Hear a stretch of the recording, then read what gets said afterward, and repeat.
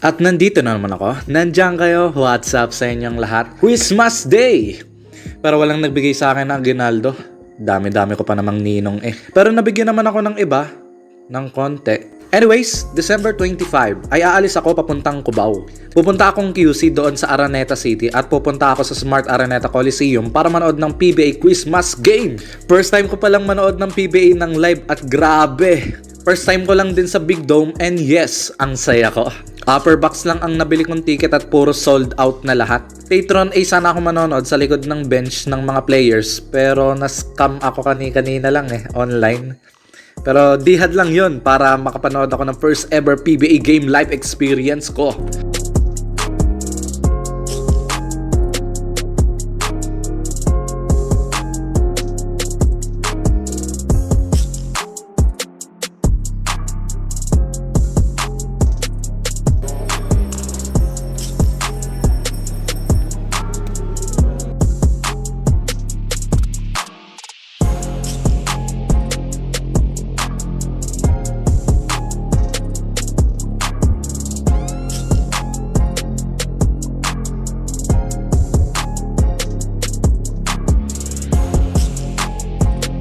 Nakita ko kahit sa malayo si Abay Junmar Pajardo.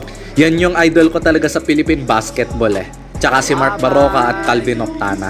Pinanood ko din yung first game SMB versus Phoenix at ang ganda ng laban. Comeback at nanambak.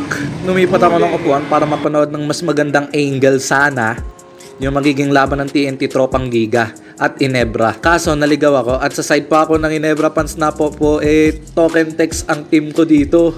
Ganda ng laban Hirap na hirap ang Gin sa TNT kahit madaming injured na star player at walang import. Kaso, ganun talaga, bilog ang bola.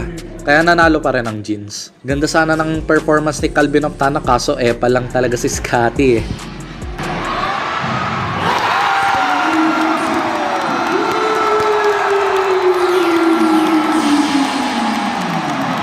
Umuwing talo pero masaya dahil first time ko manood ng PBA game live. Dati kasi sa TV ko lang napapanood si Pajardo pero ngayon nakita ko na ng personal kahit sa malayo lang.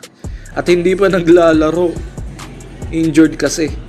Pero yon, uuwi na ako. Palabas na ako ng Coliseum at medyo nagugutom na ako.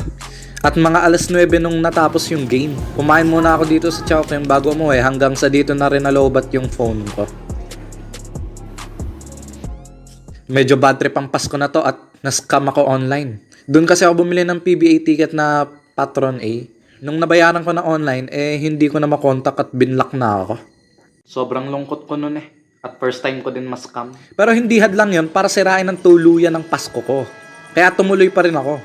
Kaya kayo, huwag kayong basta-basta magtitiwala online. Mabilis ako magtiwala nun Kaya nagbayad agad ako. Sobrang excited ko rin kasi noon kaya nagtiwala kaagad ako. Mostly online talaga ay fake. Mas maganda pa rin sa personal na lang kayo mamili ng ticket para iwas na rin sa mga masasamang loob online. Pero anyways, kahit talo ang team ko at na-scam ako, tuloy pa din. Kapag may plano ka at okay naman ang plano mo, tuloy mo pa rin. Huwag kang magpapahadlang and tingnan mo ang mga sitwasyon. Be aware and think a million times before making a decision. Huwag na rin sana magde-decision agad kung excited ka masyado, kung malungkot ka, masaya ka, or galit ka. Kailangan clear yung isipan natin kapag magde-decision tayo para hindi alanganin. Sadyang magiging lesson learned talaga to para sa akin. So, yun na yun. Tapos na. Okay.